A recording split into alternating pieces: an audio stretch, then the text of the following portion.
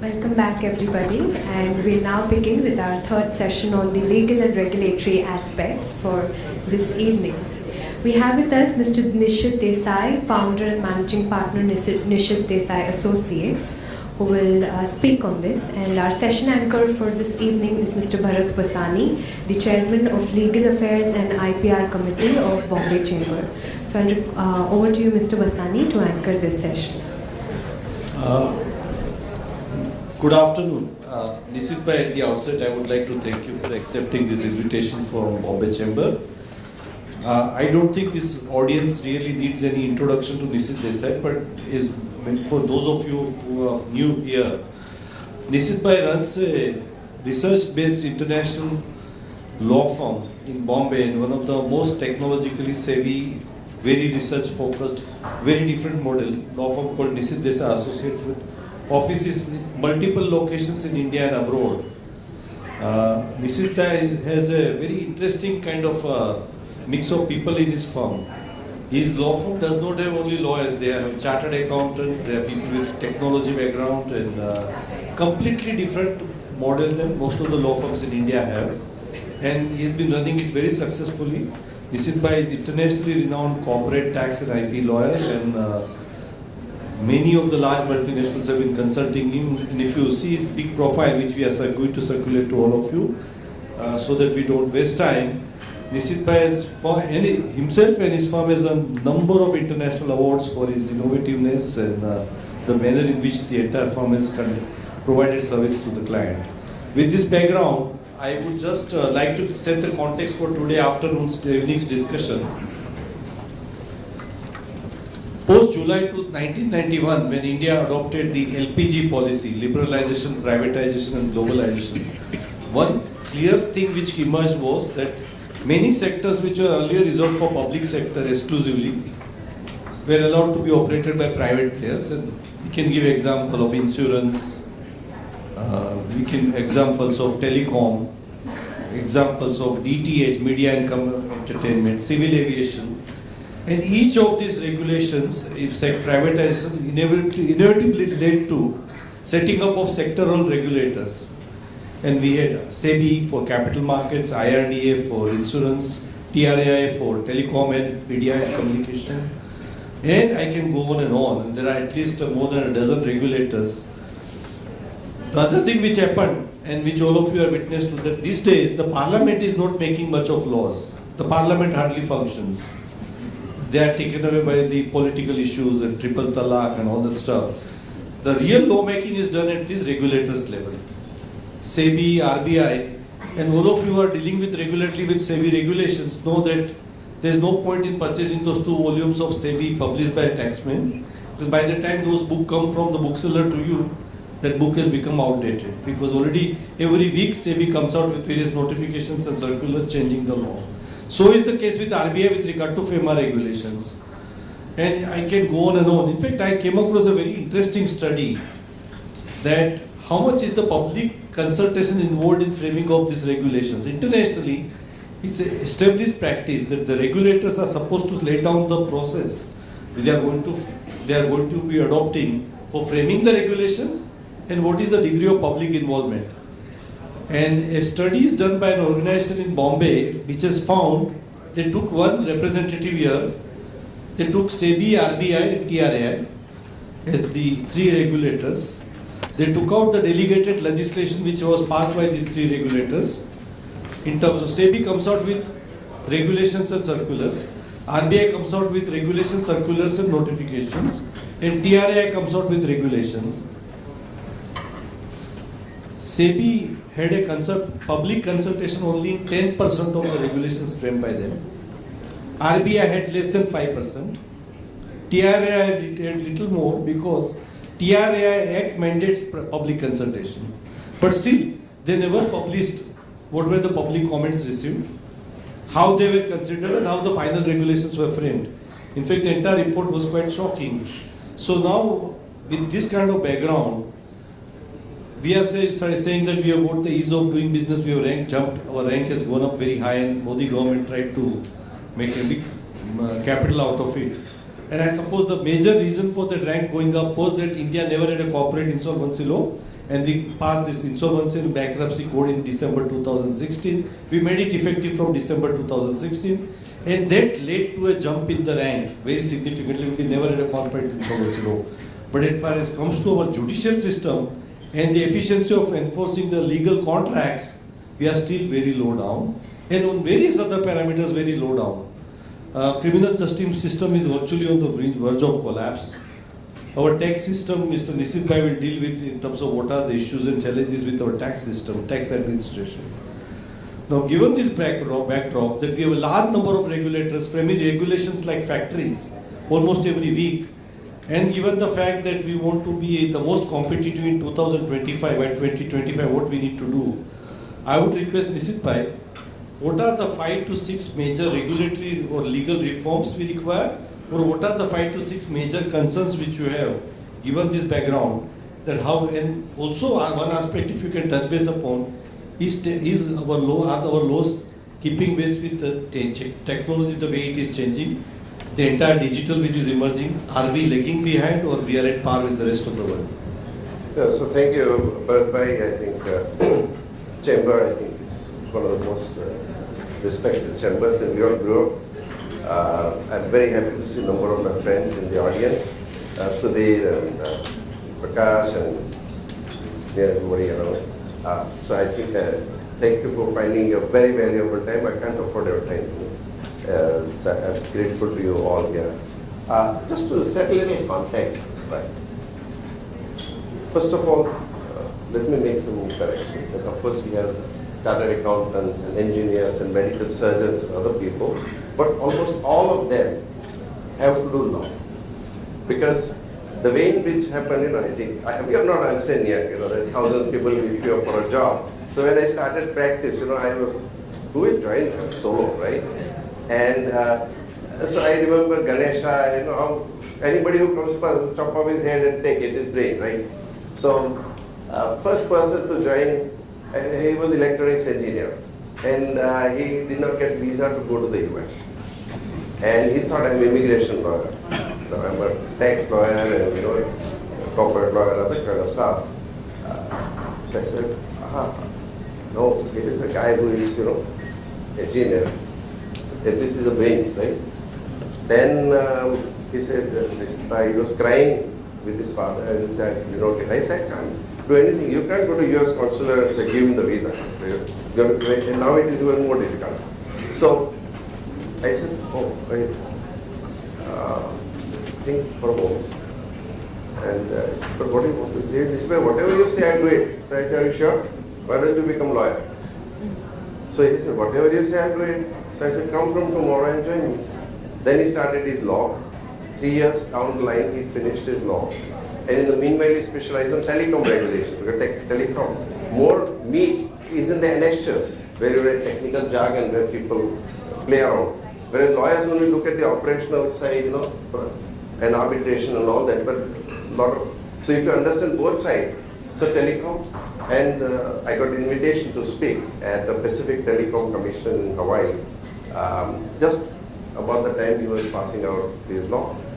And the day on which he passed out, this invitation had come. So I told him, why don't you apply to US consulate again and say, I'm a lawyer specializing in telecom regulations, which is a new emerging field in India. Immediately he goes and he got a visa. And since then it's almost 25 years working together. So that gave me an idea that you can turn any talent into anything that you want. Similarly, one surgeon was there after September 11. We thought that all this commerce and all that came to downturn, .com bust. And I thought now we have got this technological stuff and whatnot, but now everything will go to security system. And you need biometrics and you need retina checks and stuff like that, but we don't have anybody with a biomedical background, right? So I thought of who can I find, like a scratch in my head. And then I remember that one doctor was coming on TV sometime, and I called him up. I said, you're a surgeon. He said, so why don't you become a lawyer? He was shocked for a moment. I will call him up from Palo Alto, I was there, And so he was a little shocked. He thought I was joking. Then after some time I said, there is a very interesting space for doctor in a legal field, So, and I say, oh, Nishith, let us meet sometime in Mumbai. But he was thinking I was only joking. So we sat in a hotel and I explained to him opportunities in the legal field for a medical surgeon. Okay. So he was not being convinced. Then I said, don't worry, don't do law. But when you start doing law, you lose nothing. Anyway, medical liability is going to up and all that kind of stuff. But he started after 3 years, already by the time he was initiated, he said, I don't want to practice surgery, I want to become lawyer. So he is the guru of pharma, life science, nanotechnology, and all those kind of stuff today again we've been working. So we had to hunt people and convert, not in the other sense, but like that we have to manage, because you will never get right talent at right time, you want it. You will always be pushed. So whatever comes your way, make best out of it. And that's how we simple, philosophy came up. But in the middle of all that, what happened was that we developed a new business model, so to say. We don't like to call business model because it's profession, not in business so much. And what we call advanced predictive legal practice. So with the advantage, one of our colleagues is also PhD in artificial intelligence and all that kind of stuff. And what came to my mind, and I never wanted to set up a law firm, it's a long story, I'll tell you some other day. But I studied professional firms for about 4.5 years, from 84 to 89. And I found few problems with our legal profession, maybe accounting, perhaps I don't know much about it, but other consulting firms. The model is so skewed, I thought, in 89, that if we spend more time doing client's job, if we put more people on the job, we are more rewarded. But if I do the same work in less time, with less people, I am not rewarded. So everybody goes for scaling up, correct? Because more people you leverage, and that's a revenue model. But when people say scale up, I say, let us understand, is it scaling up or is it sizing up? So when people add more people, then we are scaling up, so you are growing fat. Whereas scaling up is going from one level to the other. And I thought this business model I need to change. Okay, so I said, how can you do more work in less time with less people? And then an idea came that every new technology, every new business model, every new social, political, economic development brings along with a new legal or tax problem. And I thought, okay, why not look at, because there were 100-year-old law firms and they're great firms, we respect them, we work together, but I don't have history. I can't grow 100 years overnight. So I said, how can I look back with pride? I have nothing to show. So I said, oh, okay, they can look back 100 years, let me look forward 100 years. Okay, and based on that, I felt that let me do trend assessment and forecasting going forward 3, 5, 10, 15, 20, 30 years from now. What are the new developments that are going to happen? Visualize today what will be the future legal or tax issues, and write papers and do research and stuff like that. So actually when the time comes, they are somewhat 60-80% ready.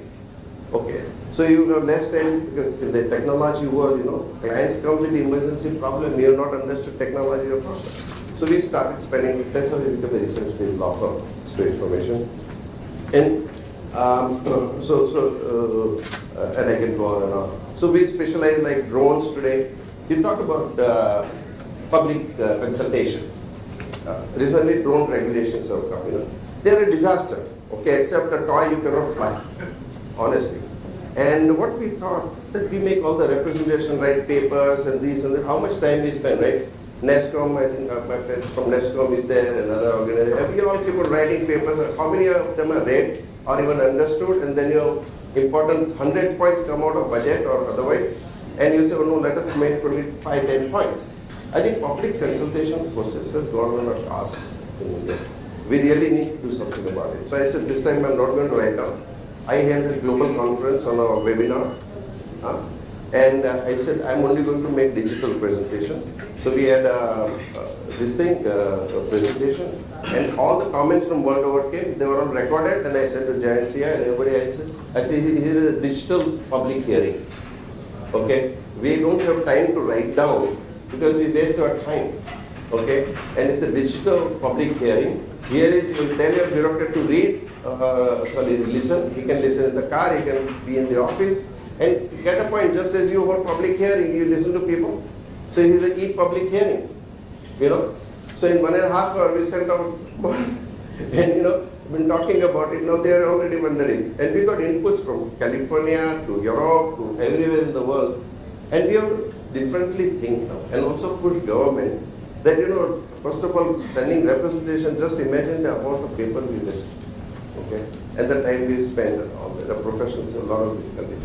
So we have to change that particular thing. Second thing, in terms of law, I think even government needs to prepare ahead of time. Currently, for example, we have another specialization on virtual currency and blockchain. Okay, 5.5 years ago we specialized that. Okay, and now if you look at today, government is even confused who should be regulating it, Reserve Bank or SEBI. But both of them don't want to hold the baby, because so what we identified 4 or 5 years ago was that Bitcoin, for example, is called coin, but it is not a coin. Okay, it is not falling under the Coinage Act. It is not money defined under. Okay, it is not currency. Okay, it is not foreign exchange. Okay, it is none of these things. So how can it fall into purview of RBI? Okay, so it is nothing else but more like a software, and you barter that. Okay, or old monopoly money, which you consider real. If he likes it, he will take it.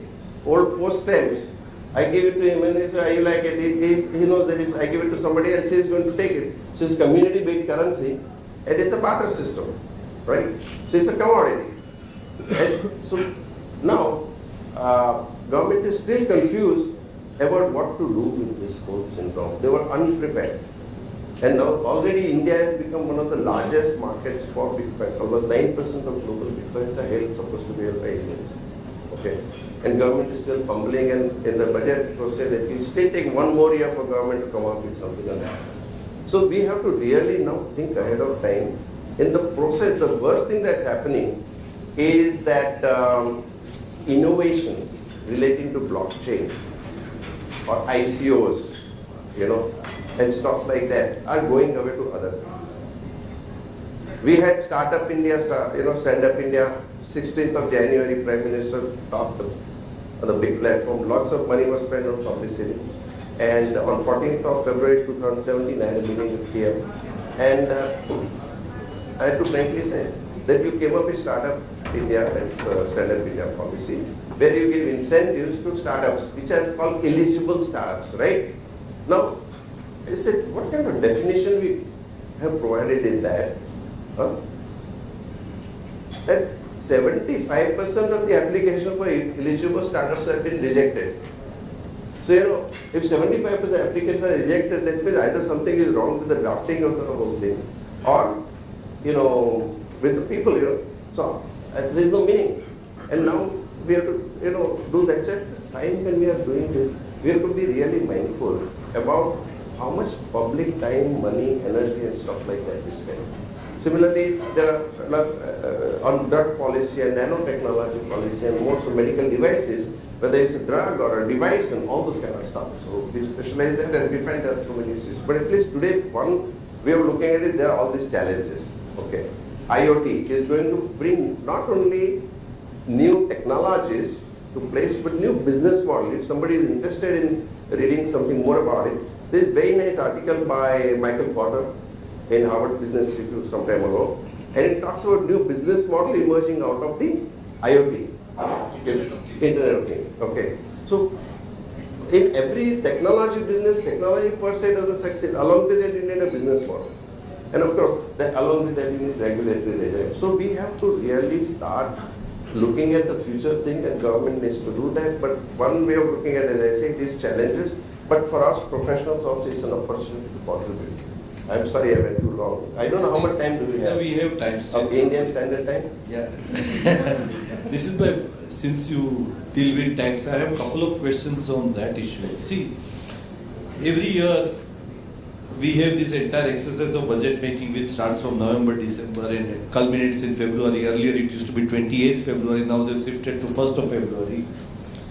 Very secret process, 15-20 people sit, packed in a room in the finance ministry, eating food inside, completely secretive process, and suddenly they come out with a finance bill, which these days is, according to me, It's not just a finance bill, it is income tax amendment bill, an amendment bill to several other laws, which I feel is constitutionally immoral. You can't use money bill as a concept because you don't have a majority in Rajya Sabha and pass hundreds of laws amended which has nothing to do with finance. And you do all these things. Should we not change this system of finance bill making, have more wider public consultation? Is there a need to be so secretive? Even Britain has changed from where we inherited this system. Can you think that we can make it, the entire tax law has become so unreadable now, which you deal with on a day-to-day basis? Can we do something about it? Because people do really get frightened with our tax laws and the way this entire thing, everything can change in the budget. So almost 90% of the professors give up their regular work to listen to the budget speech and the next 3, 4, 5 days to present to the people the technicalities, and then they read it in leisure, they realize that they, oh my God, they miss so many other things. I'm very clear on this subject. First of all, we are all criminals, professionals and business criminals. When budget is presented, our comment on budget is already ready before the budget is laid out. Finance Minister has done a balancing act, deficit is X and it's great job. All those misrepresentations we do. So when budget comes, you all clap and tell government, oh, you've done a great job. After that, we start reading. After 4 days, we find out this problem, that problem. By the time government has already got a wrong signal. So we are guilty of misrepresentation, not representation. My first suggestion is that all of us should boycott giving a single comment on television when the budget comes. This is one single crime we are committing today. We are giving wrong signal to government. Government feels they have done a great job, and there is a big hollow space below. And I think you cannot bring significant legal or tax changes in the budget. In the US, for example, if you want to bring a tax change, you have to give almost 10 years projection. Because otherwise every tribunal judgment comes in favor of taxpayer or high court and you say, oh, reverse it. Simple as that. And how much time you have? 1 month. Within 1 month, all of us have to put all our work aside and read all the things, fine print and visualize, and then write down, and 10 times you go through back and forth and all that. I think we should stop this criminal waste of time and paper, in my personal. We should really object to making any comment unless 15 days go by. We'll not make comment. But will the budget making can be a more participative process? Budget making can be participative. See, there is no need for tax laws to be secretive anyway. What is the use of? It was in the British time, and where customs and some of those excise and stuff like that, people would manipulate, some of the rates and do. That was slightly different context. Now we have GST, we have tax laws. Tax laws, there is no need for it.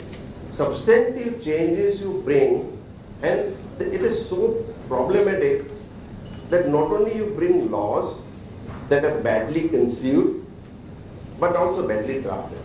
The standard of drafting has gone from bad to worse, unfortunately. Because everything is done in a hurry, So how can you improve drafting? First thing is that every committee says there must be 2 people in the committee. One researcher, one who understands and can do research and present to the committee. Committee is not time, they are doing enough. So some evidence-based, scientific, something should be there for. Number 2, draftsman must be a part of the committee. Now if I'm a lawyer, if I have to draft a document, right? One way is to fill in the blank, but other way is that I sit across the table and talk to client and understand what is required. Now here what happens, they sit together in the committee and then send it to drafting department. In one corner he says, he has no clue as to what is the background, how it was done. So when the drafting happens, it's very badly done. And the difficulty is that how can a citizen decide his behavior when the law is badly drafted? There is no way, and there is no binding clarification or otherwise. Again, even advanced ruling has gone across, but that's easy. I'm saying that we have to be very careful on that. Third, one most important point, whether it's corporate law, which again went from bad to worst. Okay, one day you bring 100 amendments in the corporate law, right? Can you have it? What we should have done. In fact, there's Companies Act 2013. When I look at it, pretty. We had advantage of UK's Modern Companies Act before, we have Delaware, okay. You take a model and adapt it and only adjust it to some extent. The biggest advantage would be the judicial wisdom that is created in those jurisdictions would also be available. Now we are drafted in our own way, okay, and then there are all interpretational issues, so you can't deal with that. And this is the most important point I want to make, is that all civil laws are being converted to criminal laws. For every small thing here, first of all, you badly conceive, okay, badly draft, okay, and when people honestly commit any error or otherwise, because the interpretational issues are there, and it is a crime. You put him in jail, you put a big fine, and you go all this kind of stuff. This system is not acceptable fundamentally. But I think all of us, as I said, are guilty, including myself, that I think we do not give right signal to government. That do not convert every single civil offense into criminal. I'm sorry I'm going on and on. No, second thing is this efficiency of justice delivery system, which is one of the biggest black hole, black mark in India, then that we have the slowest judiciary in the world. We are worse than Bangladesh. So what can be done to reform our justice delivery system? Because that's, I think, is one of the areas where we are so poor in contracts efficiency. Even though these commercial courts were set up and arbitration law was amended, but on the ground nothing much has changed. I think again two things. There are two types of civil offense is civil and other criminal. Number one, that our civil law system, contracts and other kind of thing,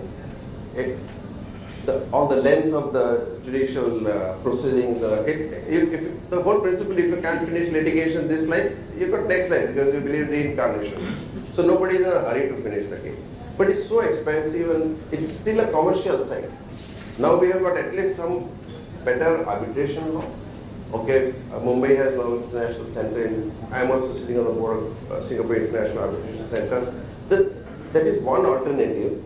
And secondly, court has to move fast towards the technology. Not only just in terms of telling when the hearing is coming and all that. That's the first study. In Singapore, I remember so the litigation, we get SMS on a previous day. Okay, they treat litigant as a customer. Okay, number one. Number two, that you as a counsel are given only a limited time. If you cannot finish, other person cannot wait in the queue. Your matter can be adjourned. But other person who is standing in the queue whole day, I think, that's another thing. In the UK and many, there is fundamental ethical issue also, that counsel will not accept second brief if he is not sure of attending on that day. Today, of course, I'm again guilty of that. That counsels, the best day for them is Monday or Friday. When the admissions come, because admission is the end of the matter.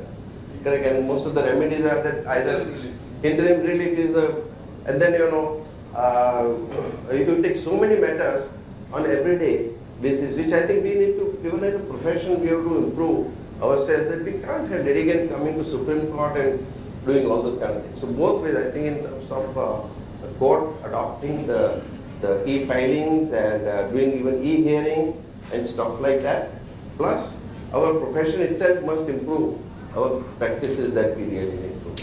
So those are the kind of things I can go on and on. Yeah, but any other major reforms which you think are I think on necessary? the criminal side, again, look at the plight of a person who undergoes criminal proceedings. Okay? I would not be judgmental here, but for 8 years, 10 years, some people went to jail and after 8 years of fine, there was no case, right? How many of these kind of cases happen today? Because every civil offense is getting criminal. So, there is another thing, is adding to more criminals. Okay, so it is we really need to fundamentally think of a judicious system. We need to adapt to modernization, and these are the few ways in which we can. How fast we can adopt to the new technology which US and others are adopting in terms of completely dispensing with the paper system and having some of the courts in Delhi, I see they have adopted it, the commercial courts in Delhi. But how fast do you think we can bring about a revolution? Because I think this is the weakest area as far as the Indian legal system is concerned, is the speed of our judiciary. I think if there is a will, there is a way, first of all, right? And somewhere along the line we can find a way. But I personally feel that in 3 to 5 years' time, is the time we can give in today's world, there's so much technology, there are so many management systems. Look at, I think TCS and Tata did a great job on passport. How difficult it was at one point of time to get. You put processes in place and within no time you get it. It's as good as the same thing, it's all about processes. So if you improve processes, modernize the processes, adopt some technology, it is no big deal. On the contrary, it will be faster, better, cheaper, But do you see any need for change in some of our technology laws, like Information Technology Act or any other law which to keep pace with what is happening around the world? I think at least what has been done is not bad. Okay. But we still need a lot of improvement in technology. Because what we say technology, first of all, you need to understand what the technology we are talking about. Right? And there are more fundamental rights that are coming up. The right to forget, okay, right to information, which we talk about all the time, RTI, copyrights law, many other things that, so every technology has some legal nuance. So if we can understand, without understanding technology, you cannot do about it. You will only do general legal framework and be done with that. But it is very important. For example, virtual currency, right? You need to understand what is it all about. Okay, whether it is currency or not, but framework, like we have drafted, if some of you are interested, self-reg, because industry, how can it function? There are legitimate players and there are other people, but at least to legitimate people, government has to give some guidance. This 4 years is going on. So like we have drafted some self-regulations for the industry to the extent to which it is for Bitcoin. Yeah. If anybody is interested, we have, so industry can follow those things. So one way is for, and my suggestion to industry was that there are no regulations today. But if nobody regulates, you better regulate yourself, otherwise somebody else will come and regulate. So we'll also have to learn some of those practices so that, you build your credibility. So when you go to government, then, they also feel that we have done some homework. So as I mentioned, in self-regulation, it is not only important that the KYCs and other kind of stuff are taken place, but also what kind of technology standards we need. Okay, to safeguard the interest of the people and so data breaches do not happen, people don't lose their money and stuff like that. Nishith bhai, one question which I wanted to always ask you. See, when these FEMA regulations were liberalized in 2004, suddenly you find that spurt of Indian companies, and particularly the period of 2006 to 2008, I would say, where Tata groups were one of the most prominent, but many Indian companies, including Kuma Birla Group and others, went very aggressively for all cross-border acquisitions. Yeah. And many of them burnt fingers. Large number of cross-border deals. I remember in Tata Group in 3 years we had done some 36 deals, cross-border deals. And suddenly now if you find the statistics of RBI, the outbound investments have completely gradually gone down very significantly. It's only inbound. What mistakes we made that suddenly now Indian companies are very reluctant to acquiring companies outside. That time the main attraction was the natural resources space, but do you see the outbound investment reviving anytime soon? Or? I think so. Let me put it this way, that it's like Pinjare ka Pankin. He was freed up. He didn't know in what direction to go and how to go about it. I specialized globalization in 1977, the year in which IBM was thrown out, and Burroughs came in around soon after that, and Coca-Cola was in the same year. So I was called not so patriotic because I talked of globalization those days. But from there we came up a long way, and we freed up exchange controls to allow. No, this was the first experience Indian corporates got to go and acquire. And one good thing was that there was big ambition, right? But what most of them did was buy at the highest price possible. They paid a lot more than what, because they are all experiencing. Next time they are going to be a little more careful. Okay, so question whether India will still go back. I think there is a great opportunity, particularly for acquiring companies in the US, because US will become for tourism very attractive. Interest rates have gone up. Okay, and number two, that corporate tax rate has come down to a level of about 21%, right? And therefore it is sometimes better to get off to the US Of course, I don't know how long Trump will last and what will happen after that. That's another risk you have to take into account. But one good thing in US is that if you're a foreign investor, there is zero tax on capital gains in the US on a foreign investor, or C Corp. That is the regular company. If you're LLC or otherwise, it's different.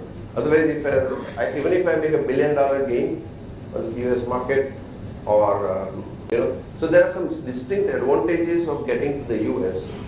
Only for personal taxation, I don't like to be US tax. It's too onerous. That's why India is better. But from corporate perspective, it may be better, easier to set up startup in the US. Here I'm getting too much bogged down with a lot of issues, and so there will be a lot more outbound acquisitions if at all people understand. And number two, that a lot of new startups also will go out, which will have a lot more IP. And this is what is my little fear on the. We have only a few minutes left. If you have any questions which Nishith Bhai can address. Questions? Yeah. Yes, So, Mr. in the context of what we are saying about delivery of justice and the logjam that we have and delays, etc., and you have very nicely compartmentalized them into two, civil and criminal. And you have talked about technology application, and you have also talked about other measures that the government can take. Is there any scope of mediation in? A lot. Actually, everything starts with mediation, and then you go into conciliation and then arbitration. So there are 3 stages. First thing is basic to mediate. You can close case with little flexibility depending on your approach and philosophy. Most of the cases can be closed at mediation level. Arbitration is a third level, So then it goes to mediation, conciliation, and those kind of things. And then you go to the court of law. So mediation has, and it's an art. Yeah. So, but there are some principles also. For example, when we did some mediation, and in California and other ones, there are a strict behavioral situation. That how can a mediator behave? Where it is, how does he talk to people? How does he move out of the discussion and talks to somebody and then talks to other person? And how? So that art, I think, and it does not require legal qualification to become a mediator. So you don't have to be lawyer. So it creates a lot of opportunity for a lot of people with so much of experience, whether on accounting side, engineering side, and so. So if I may ask just a follow-up question on Sure. that, from what we are talking about today, in terms of regulatory changes, what would you say the government has to do or can do to promote mediation from where it is today in India? Okay, and if I may just put very broadly, that first of all, as a principle, any discretion that is to be given to a regulator, very carefully drafted, right? Because today there is abuse of discretion that brings corruption and stuff like that, number one. Okay, so what happens is that because such a broad discretion is given, there are no guidelines, there are no parameters, no other kind of stuff. So when you bring regulation, so a regulator must be made aware of the fact of what is the framework within which he has to work, and to what extent you want to delegate your legislation. Now, in companies law today, I think it's only Parliament can bring certain amendments to Companies Act, where executive is given power. Yeah, So, to answer your question, I think yesterday the government has passed, he was asking about changes in mediation law. Yesterday Union Cabinet has approved further amendments to Arbitration Act to strengthen mediation powers. So you can, it's possible, but I think, first of all, what is corruption? Corruption is discretion minus accountability is equal corruption. Correct? So I think that creates kind of its own situation here, and we have to be very, very careful about it. Second thing is, of course, we'll need to have equivalent laws of like FCPA, Foreign Corrupt Practice Act. In domestic arena, we need to bring out that change, because one is somebody who is giving a bribe and somebody who is taking a bribe. I think those things we'll have to bring in. There is improvement in some quarters, But I think, but as far as, for example, any American investors coming, they always first look at FCT. Worse than that is the new UK Bribery Act. You know, even if you give a sports ticket, we are, I think, £25 or something like that, you are guilty, it's considered crime, it's considered bribe. I won't say a bribe, it's a big issue. The amount paid is not deductible as tax and imprisonments and all that kind of stuff. So I think we'll have to also bring some of those changes, you know, so that both the parties refrain from indulging in any kind of unethical behavior. Yes, we have one question from Mr. Sri Lanka. Yeah. Use of AI Yeah. and law, apart from the obvious paralegal work, which is the first line of attack, Yeah. the more important ones, AI case advice, AI case arguing, AI judge, Yeah. that is used in China. What do you see as the role of these kind of tools, vehicles? It's an interesting question. I'll tell you what is happening there. You know, IBM, Watson, and everybody is now looking at AI in that. There are two sides to the whole point. One, there are some advantages, some disadvantages. This robots, okay, about which I can talk separately, is that AI can exactly identify which judge is likely to decide how. You can predict, really, because they can look at all his past judgments, his mindset, everything can be captured, and that actually is happening. You know, that so in India it is even easier because a lot of people manipulate. The case should come before we judge, okay, and with AI people can find out those kind of things. Secondly, that AI will also give you access to insight into the judgments as they have been. So a lot of time you will be able to figure out what should be the correct interpretation. You don't need that. Now, as you see the evolution of the whole technology, and I think the more qualified people here, is that the way in which I look at everything starts with data. Okay. Then when you organize data, it becomes information. When you interpret the information, it becomes knowledge. And when you add experience, like a grey hair, it becomes wisdom. Okay. So up to data, it's automated, and data is a new oil anyway, correct? Information is already digitized, and there is knowledge. We are somewhere, you know, age, we are in between data and wisdom age at the moment. Now, another angle that has come up is that the knowledge without creativity is restricting the innovation. So we have to now take another angle to that as well. So what will happen is that knowledge people will use, data they will use, and with the creativity they will find out that, okay, this case should go before this judge or that judge, or it should go in this way, this is going to be the outcome of that. When these outcomes will happen, interestingly, the role of what you call litigation fund, okay, in the UK, there are some litigation funds that are called private equity funds. So what happens is that the funds, private equity funds, fund you to litigate, but that funding is given based on the predictability of the outcome. So they share the outcome. You know, technically there are some rules, ethical rules and otherwise, but at the moment in the UK they are already existing. You know, so what I see is that it is going to create a lot of issues around. And number three, that on a separate note, even robots. How are we going to deal with the robots in the future when certain acts are committed? And we are actually working on some of the theories and the working. In the future, we will have to limit liability of the acts committed by the robots, because the moment cognitive capabilities of a robot will exceed the human capabilities, you have a disaster. Like in Saudi Arabia, that robot said, "Oh, I will destroy the whole world." Beautiful girl, right? Some of you read about it, right? So when robots will begin to make decisions, then how will you, where will the liability stop? And same thing has happened, you know. So we'll have to create a liability for a registered robot possibly. Because, and then framework will have to be there and stuff like that, otherwise liability will be unlimited, because most of the things will be, children will be living in a very different world altogether. And, you know, so I think robotics, AI, they are all going to impact. And also, and again, Prakash and they are in Silicon Valley, in Singularity elsewhere, you know, we talk about, the organizations will have to be asset light, okay, and people light.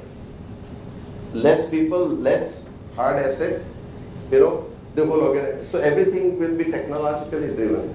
And therefore there will be a lot more issues. Like one of the specializations we have is on driverless car and what we call flying cars. We are focusing on Vienna Convention and stuff like that in the context of this new regime for the transportation sector.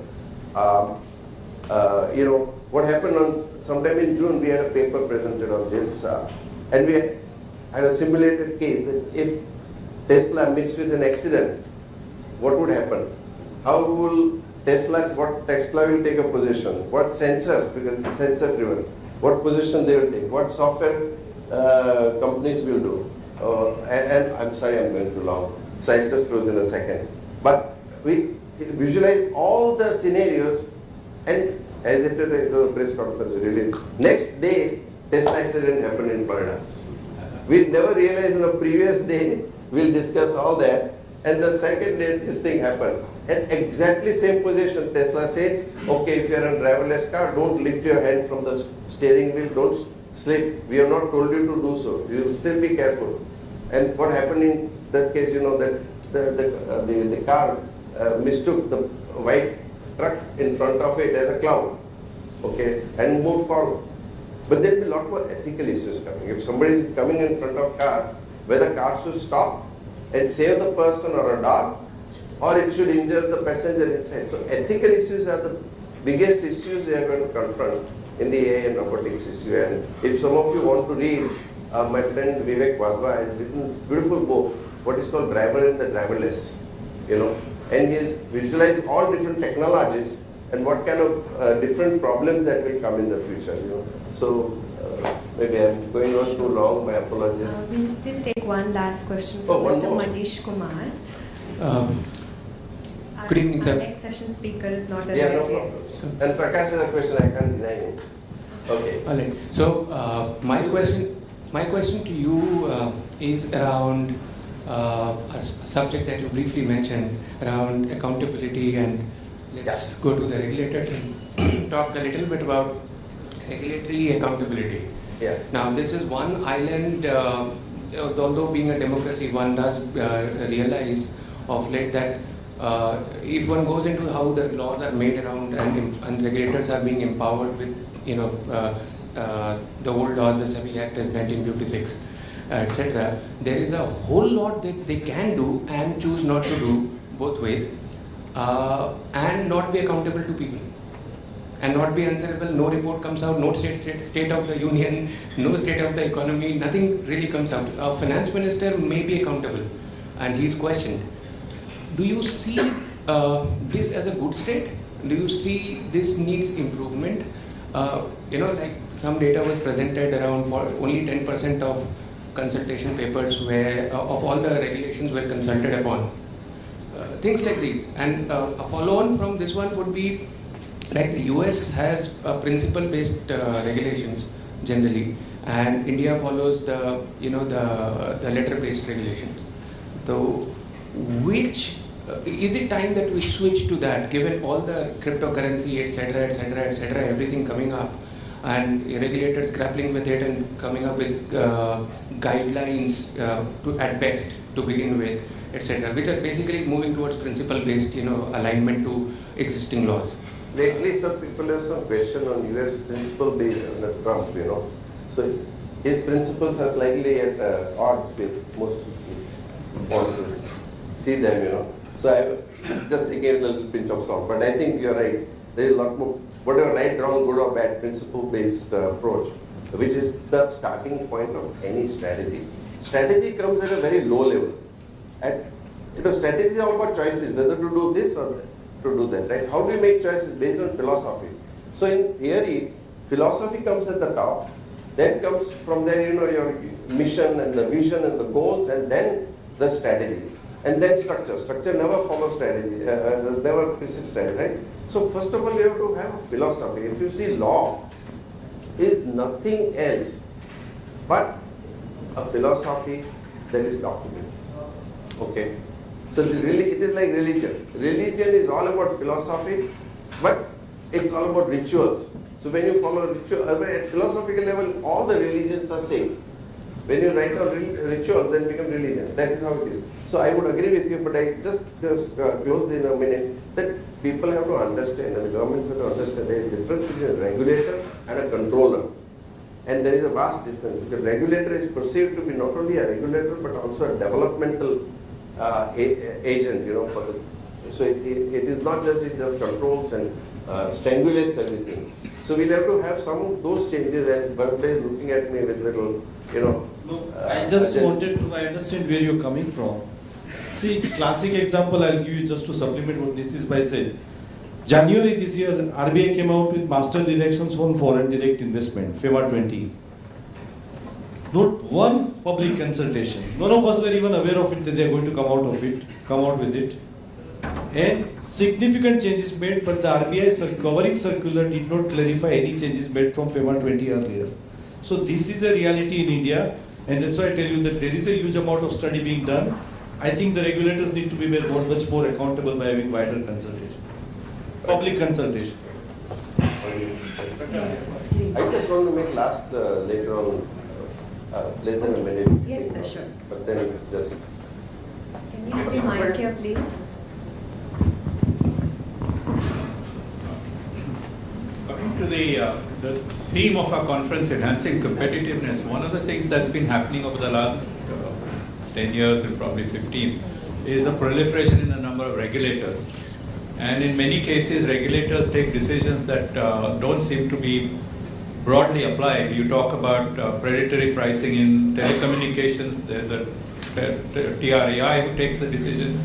There's pricing issues in airports. There's an airport regulator who takes prices. They're going to have a new railroad regulator.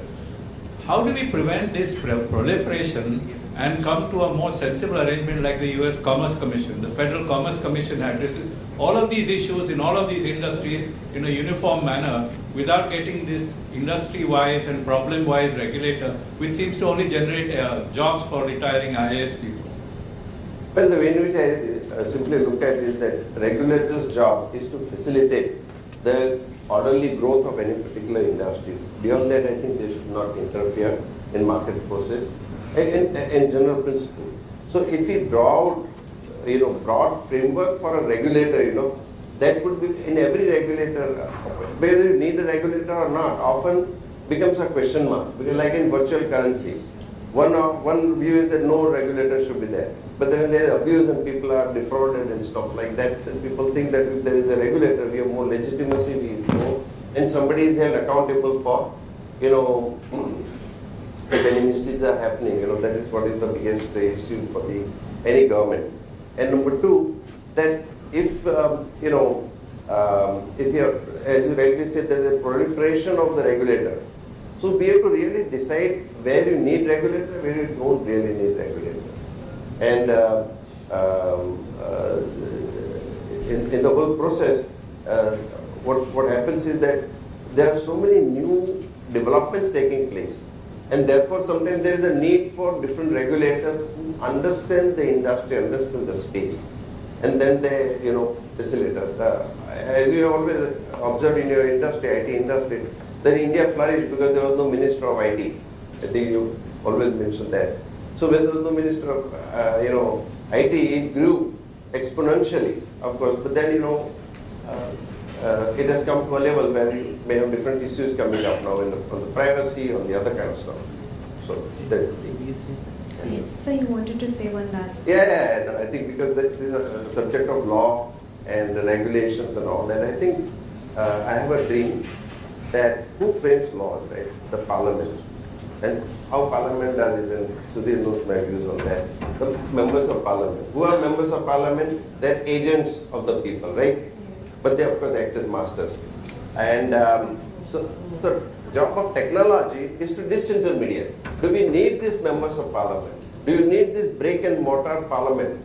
In 20-30 years, we should get rid of this brick and mortar parliament. In 5 years' time, you will have a cell phone on which you can vote on any issue. Today, my member of parliament takes power of attorney for 5 years, which is irrevocable. I cannot call him back. I have no control over him. Is it true democracy? Because even 60, 70, 80% of the people may want a gay movement or whatever it is, and he can vote whatever he wants, it doesn't reflect true majority, right? So if I can vote on any subject, okay, I can do through my cell phone, in 1 minute, billion people can vote on any subject, right? So in 20, 30 years time, we should work towards a new model of democracy, what I would call netocracy. Original model of democracy began to happen in circa 500 BC when Socrates and then Plato and Aristotle started talking about it, and 2000 years ago, first direct democracy came in Athens, and then 930, country called Iceland had first indirect democratic, like representative parliament. 930, it is 2000. We need to change business model after 1100 years, right? So we, in future, you can have e-parliament. And how can that happen? In any law drafting, what I think, any law you take, there are 3 sections, simple, definition, operational part, and penalties. 1/3 of the job, definition, is already taken by Wikipedia. Who does Wikipedia? 100,000 people. So you don't need, so 2/3 of the job is remaining. How do you deal with the operational part? You get e-petition, you have a method, 100,000 petitions coming, automatically legislation would be proposed. Then million people support it, it will automatically be entered. You can vote on any issue you want. I don't need member of parliament, of course I don't want them to be out of jobs. I said they should become opinion makers, not my power of attorney holder. And if I want him to represent me, represent, because hundreds of laws, I don't want to get into, there are 1 or 2 or 3 things I do not want. Okay, on those issues, like a CEO, he delegates everything. Okay, so you will vote on those 2, 3, 4 things, but rest of the thing, we can say you do day-to-day work, you are being paid for it. So I think those are my comments. My dream is that I think all of you should hopefully join in the movement. Thank So we you. want to thank you. That gives all of us food for thought moving towards netocracy, and you also brought out some important aspects, the need to draft these regulations, the way they're conceived and well drafted, and minimizing the abuse of discretion. So we'll request Mr. Bharat Vasani to present memento as a token of our appreciation to Mr. Desai. Please give him a big round of applause. Thank you so much, sir. Thank you very much. Thank you. I appreciate it.